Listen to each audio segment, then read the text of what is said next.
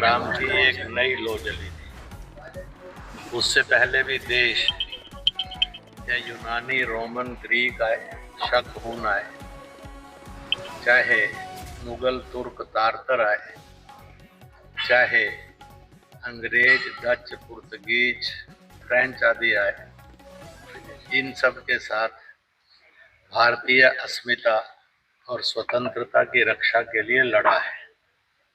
एक लंबा इतिहास है भारतीय स्वतंत्रता संग्राम का। अकस्मात उसमें एक परिवर्तन होकर 1857 आया, जिस समय नारा लगा फिरंगी मारो, देश बचाओ, आजादी लाओ। जिस समय वंदे मातरम का नारा लगा, स्वदेशी अपनाओ, विदेशी बचाओ का नारा लगा, इनकलाब जिंदाबाद का नारा लगा, अंग्रेजों भारत छोड़ो का नारा लगा। इतना ही नहीं है, तुम मुझे खून दो, मैं तुम्हें आजादी दूंगा, जय हिंद, यह अंतिम पटल था जिसके कारण आजादी मिली। इसलिए इस 90 वर्ष में 3,27,000 से अधिक भारतीय लोगों ने अपना और सुंदर बलिदान दिया है। उन बलिदानों का परिणाम है कि 1947 में आजादी मिली, परंतु उसका एक दुखद इतिहास भी है। वह ये है कि लोगों को भरोसा था अखंड भारत और आजादी मिलेगी।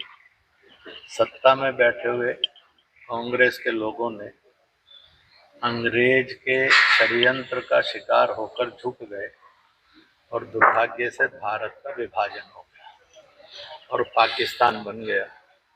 2 करोड़ लोग उजड़े, 12 लाख से अधिक लाशें गिनी गई। इतनी कीमत देकर वो विभाजन आजादी में बना।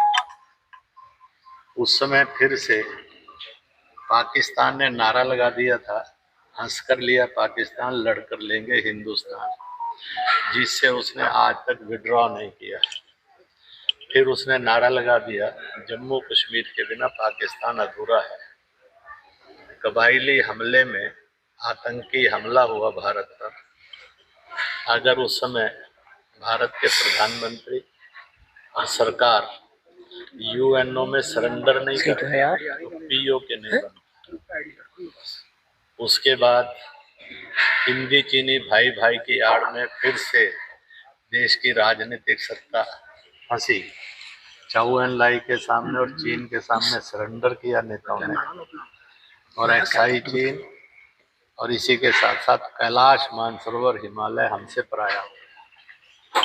1971 आया, पाकिस्तान टूट रहा था, पूर्वी पाकिस्तान बांग्लादेश में बदला, परंतु फिर भारत सरकार ने विदेशी ताकतों के सामने सरेंडर किया और पीओके लेने की बजाय छोड़ दिया। और उस बांग्लादेश जो बना उसमें अल्पसंख्यकों पर अत्याचार पाकिस्तान से भी अधिक होने लगे।